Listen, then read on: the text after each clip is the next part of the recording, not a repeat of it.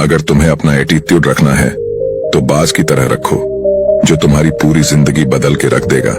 आज तुम जानोगे 5 लेसन जो तुम्हें ईगल यानी बाज से सीखना चाहिए।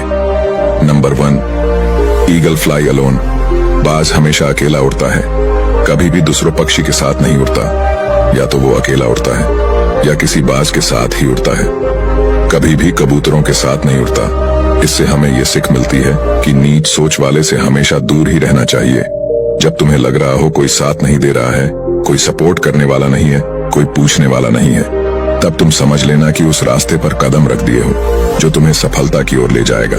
क्योंकि बाज अकेला उड़ता है और जो अकेला उड़ता है उसके पंख सबसे मजबूत होता है। दूसरा, बाज का विजन बहुत क्लियर होता है और बहुत ज्यादा स्ट्रांग होता है। बाज अपने शिकार को 5 किलोमीटर दूर से ही देख लेता है। जब उसका शिकार दिख जाता है तब उसके रास्ते में कितनी भी कठिनाई आ जाए उसे वो पाकर ही दम लेता है। इससे हमें यह सीख मिलता है कि अपना लक्ष्य क्लियर रखो, जब तक उसे पा न लो तब तक तुम उससे पीछे मत हटो, चाहे रास्ते में कितनी भी मुश्किलें क्यों ना आए। तीसरा लेसन, बाज कभी मरे हुए जानवर को नहीं खाता है। जब भी शिकार करता है तो जिंदा ही शिकार करता है।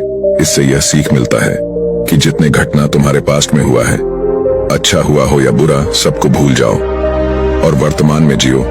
जो हो गया सो हो गया, उसे अब भूल जाओ। इससे तुम्हें किसी चीज का दुख नहीं होगा और हमेशा मोटिवेट भी रहोगे। चौथा लेसन, जब बारिश होता है तो सारे के सारे पक्षी अपने घोंसले में जाकर छिप जाता है, लेकिन बाज जो होता है वो हवा के सहारे बादल के ऊपर चला जाता है। जब भी बारिश होता है तो उसके पहले हवा जरूर चलता है। यही हवा कुछ पक्षी के लिए मुसीबत बन जाता है, लेकिन इसी मुसीबत को बाज अवसर में बदल लेता है और हवा के सहारे बादल के ऊपर चला जाता है। जब तुम्हारे लाइफ में कोई प्रॉब्लम आता है तो उसके साथ अवसर भी आता है, बस तुम्हें वही पहचानना है। 5वां लेसन, संघर्ष। बाज की औसतन उम्र 70 साल होता है, लेकिन जब वह 40 साल का हो जाता है तो उसका जो चोंच होता है वो पूरी बेंड हो जाता है।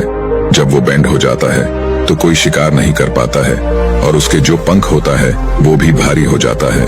उसके पास चॉइस होता है मरने का। अब तो उसके चोंच बेंड हो गया, अब किसी का शिकार ही नहीं कर सकता। लेकिन बाज ऐसा नहीं करता है। बाज एक बड़े पहाड़ के ऊपर चला जाता है और जो अपना चोंच होता है वो पत्थर में मारना चालू करता है।